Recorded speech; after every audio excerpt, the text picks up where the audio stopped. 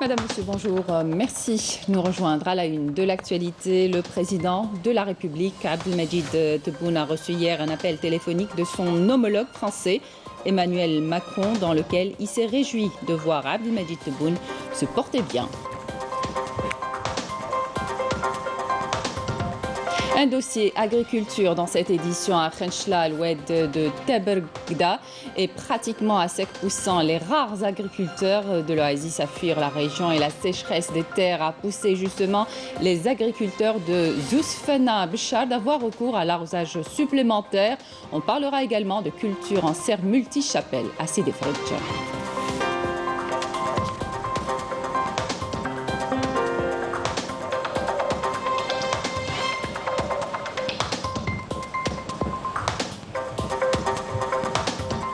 Un reportage au centre cinégétique de Zeralda, Alger, qui s'attelle à la réhabilitation de la faune sauvage, notamment le cerf de Barbarie et le perdrix gamba.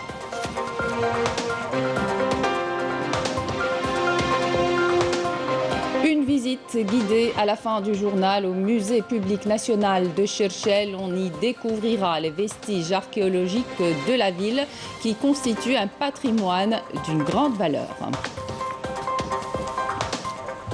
Bienvenue à tous. Je vous le disais en titre, le président de la République, Abdelmadjid Tebboune, a reçu hier un appel téléphonique de son homologue français, Emmanuel Macron, dans lequel il s'est réjoui de voir Abdelmadjid Tebboune se porter bien. Le président français a fait part à son homologue algérien de sa volonté de reprendre les travaux ensemble sur des dossiers d'intérêt commun, notamment économiques, régionaux et la mémoire de son retour en Algérie. Tebboune a exprimé sa disponibilité à Macron pour travailler sur ces dossiers à son retour en Algérie. Direction Tizi Ouzou, une fillette de 12 ans est morte calcinée suite à un incendie qui s'était déclenché dans une habitation au village Eit Rahmoun, commune de F. Yahya Moussa. 3 autres personnes de la même famille ont été grièvement brûlées, dont 2 autres filles et leur père. Ils ont été évacués en urgence vers l'hôpital de Dara al-Mizen, selon les services de la protection civile. Direction maintenant à l'est du pays, dans la vallée de Zaouia Wilaya de Khenchela, une région touchée de plein fouet par la sécheresse, aggravée par une remontée des eaux usées, une situation des plus difficiles pour les rares agriculteurs de cette oasis. Certains dépités ont tout simplement décidé de quitter leurs terres. Reportage Sihem Rezouk, le commentaire est signé Karim Haïfa. Zaouia, petite oasis à mi-chemin entre les monts Zalato à l'ouest et Boudkhan à l'est, crie son désarroi face à une sécheresse sans précédent. Ici, les hommes, la terre et les bêtes ont soif. L'oued de Tebergda qui traverse cette mechta est pratiquement à sec, poussant les rares agriculteurs de l'oasis à fuir la région en quête de terres plus hospitalières. Les gens de la région ont une volonté farouche de travailler la terre quoi qu'il arrive. C'est pour cela qu'il faut trouver une solution d'urgence pour l'irrigation de ces terres, en attendant d'en finir définitivement avec les eaux usées qui les rongent.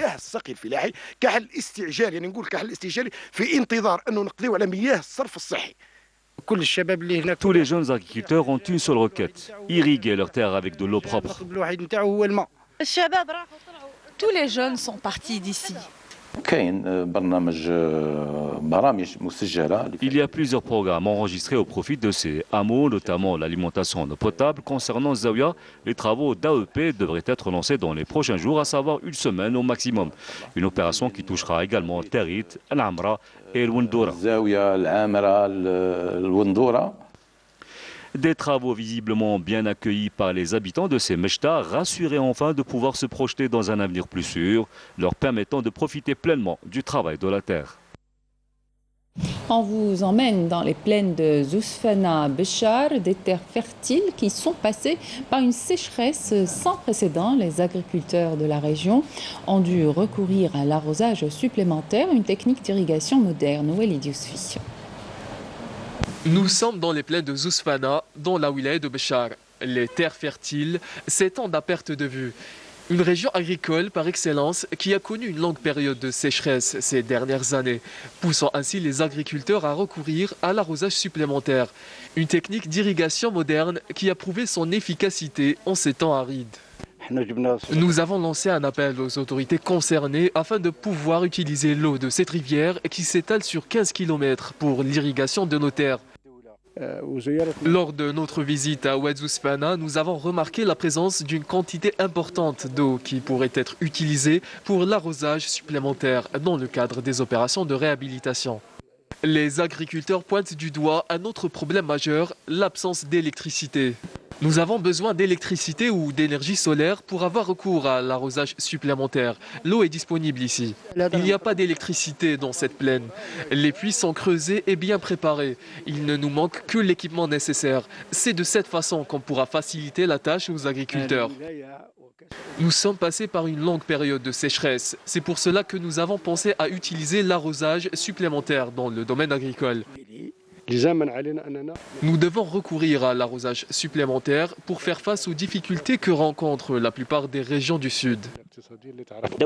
L'arrosage supplémentaire fait partie des programmes établis par l'État pour soutenir les agriculteurs, à l'instar de l'accompagnement technique et d'autres mécanismes. Un soutien qui vient à point nommé pour les agriculteurs. Le recours à l'arrosage supplémentaire permettra à long terme de booster la production agricole de la région. Peu ont cru à son succès, mais aujourd'hui les résultats sont là. Mazouzi, agriculteur à Sidi Fredj, a réussi à cultiver des bananes et produire de grandes quantités, mais aussi des bananes de qualité. Sabrina Halimi, Bouchaboli. Sous cette serre multi-chapelle de plus de 6 mètres de haut, située à Sidi Fredj, M. Mazouzi a réussi à cultiver des bananes. Pourtant, lorsqu'il s'est lancé durant les années 80 dans cette expérience, peu ont cru à son succès. Mais au bout de plusieurs années de dur labeur, il est parvenu à produire une grande quantité de ce fruit exotique. En juin 1995, nous avons produit près de 225 quintaux de bananes. À cette époque, l'importation de ce fruit a mis en grande difficulté les agriculteurs. En dépit des difficultés, il était hors de question pour cet agriculteur de baisser les bras, persuadé que la banane méditerranéenne était de qualité et qu'elle ne pouvait que se développer. La banane locale est de loin meilleure que celle importée, car le climat de la Méditerranée lui donne une saveur particulière. Nous cultivons une variété de banane dessert qui s'appelle la Cavendish. Elle est sucrée et parfumée. Nous importons 120 000 tonnes. Si on donnait 50 hectares à chacune des 14 wilayas côtières, cela ferait 700 hectares à cultiver et au bout de 5 ans, nous quintuplerons la surface de plantation. Nous n'aurons donc plus à importer la banane. Un objectif ambitieux qui nécessite beaucoup de moyens et un grand savoir-faire, mais surtout un accompagnement par les pouvoirs publics. Poursuite des campagnes de vaccination dans les zones enclavées pour venir en aide aux populations locales. Cette fois, c'est dans les régions reculées de la wilaya d'Oran qu'une caravane médicale de l'ANP s'est rendue. Une caravane équipée de matériel et moyens nécessaires, dont des ambulances, des tests de diagnostic de la Covid-19 et des vaccins contre la grippe saisonnière. Commentaire, Nesrine Ben Saidi. Aider et assister les citoyens résidant dans les zones reculées, un objectif tracé par l'armée nationale populaire qui a déployé d'importants moyens pour la vaccination contre la grippe saisonnière et la prise en charge médicale des habitants des zones d'ombre de la 2e région militaire de la wilaya d'Oran. On doit aller de Sidi Ghanem jusqu'à Gilat pour se soigner. Des fois même à Senia et Oronville. On est obligé de louer une voiture ou de prendre les transports. Il n'y a rien ici. Dieu merci, aujourd'hui, nous ne sommes pas obligés de parcourir plusieurs kilomètres pour consulter un médecin. Je remercie les éléments de l'armée nationale populaire qui ont procédé à une campagne de vaccination. Nous avons eu droit à une consultation et à une prise de sang. Cette caravane composée d'une équipe médicale dotée de tous les moyens a été mobilisée et mise à la disposition des habitants des différents douars relevant de la 2e région militaire, en plus de la sensibilisation des citoyens quant aux dangers de ce virus mortel et les méthodes de prévention. Nous avons saisi cette occasion pour préparer les citoyens et les sensibiliser sur l'importance de la vaccination contre la Covid-19 et qui devrait être reçue dans les prochaines semaines.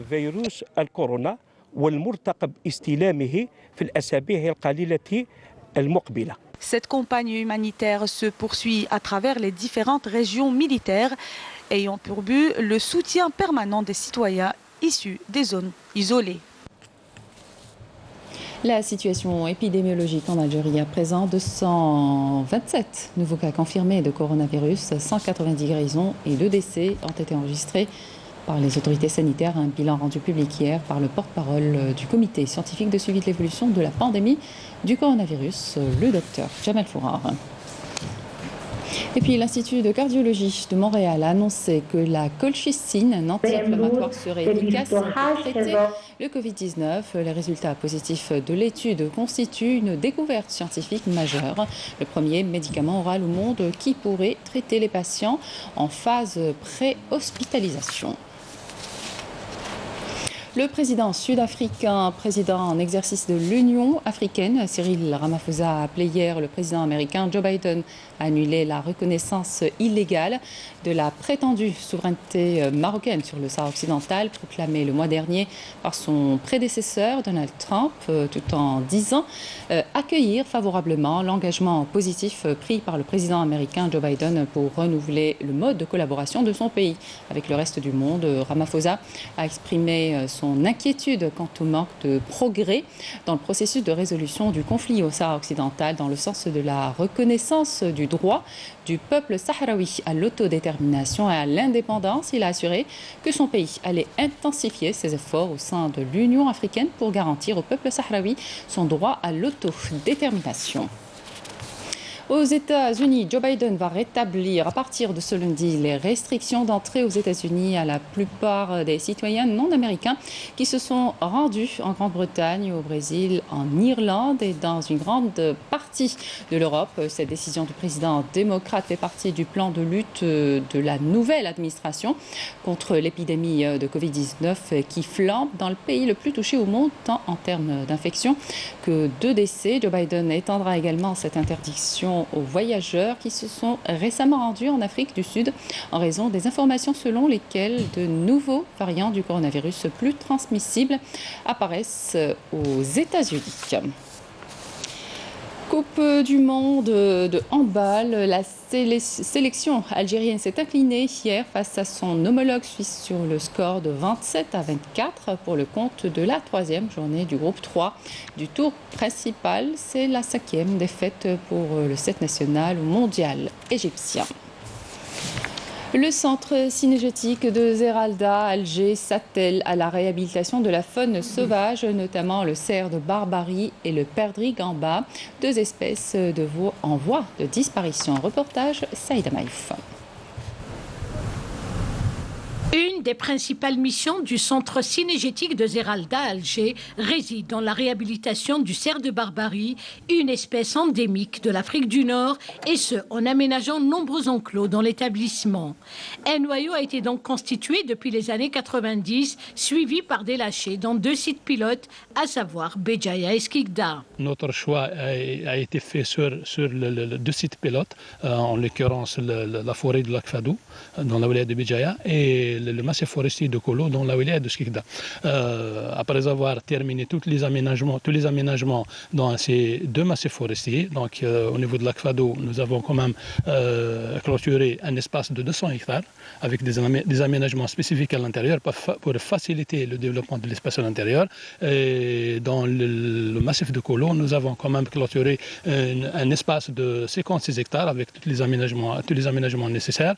Donc à partir de là, nous avons quand même procédé au transfert de cerfs à partir de nés à Zeralda. Autre mission du centre, l'élevage de la perdrix gambra, un gibier très prisé par les chasseurs ayant induit à son déclin, d'où la nécessité de développer l'espèce.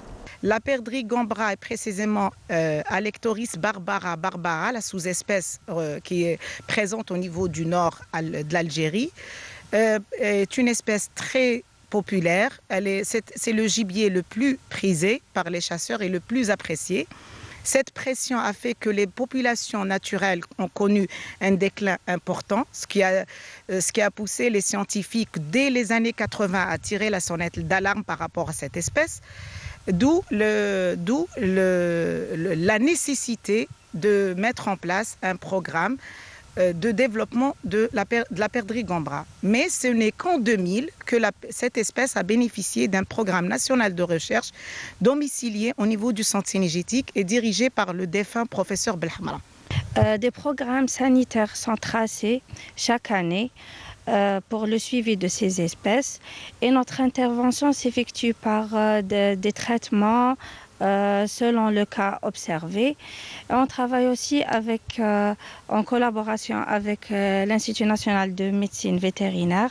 Une lignée de faisans communs est soigneusement reproduite afin d'atténuer la grande pression sur la perdrix gambra. Le programme Faisons commun, cette espèce donc, introduite, donc, elle est d'origine asiatique, donc elle est là pour justement proposer aux chasseurs comme un modèle, comme un faisan, comme un gibier de substitution pour réduire la pression exercée sur la perdrix. Tout un programme est élaboré par le centre cynégétique afin de réhabiliter la faune sauvage, d'assurer ainsi le repeuplement des sujets en voie de disparition et de préserver la biodiversité.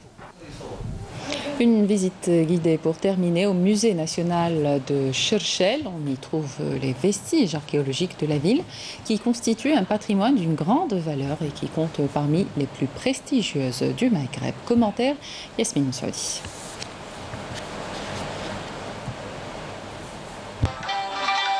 En entrant au musée public national de Cherchell, les visiteurs sont vite captivés par les différentes mosaïques exposées. Découvertes il y a plus d'un siècle dans l'antique Césarée, 40 sont exposées aujourd'hui, alliant différents décors et différentes techniques. L'opus tessellatum est une technique basée sur l'assemblage des petits cubes. La longueur ne doit pas dépasser les 1 mm. En ce qui concerne les matériaux utilisés pour réaliser une mosaïque, c'est la céramique, le marbre, la poterie, mais aussi la pâte de verre.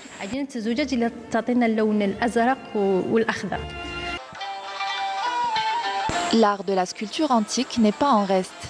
Les sculptures de personnages légendaires meublent les coins et recoins du musée.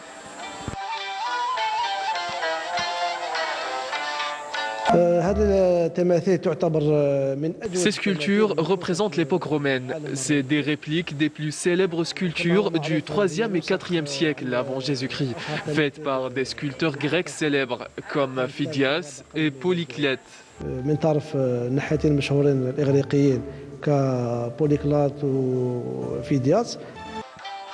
Les vestiges archéologiques de Cherchell constituent un patrimoine d'une grande valeur. Les collections que renferme actuellement le musée public national de la ville comptent parmi les plus prestigieuses du Maghreb. Et c'est la fin de cette édition. Merci de votre attention. Tout de suite, les prévisions météo. Excellente suite de programmes sur Canal Agence. Et à demain.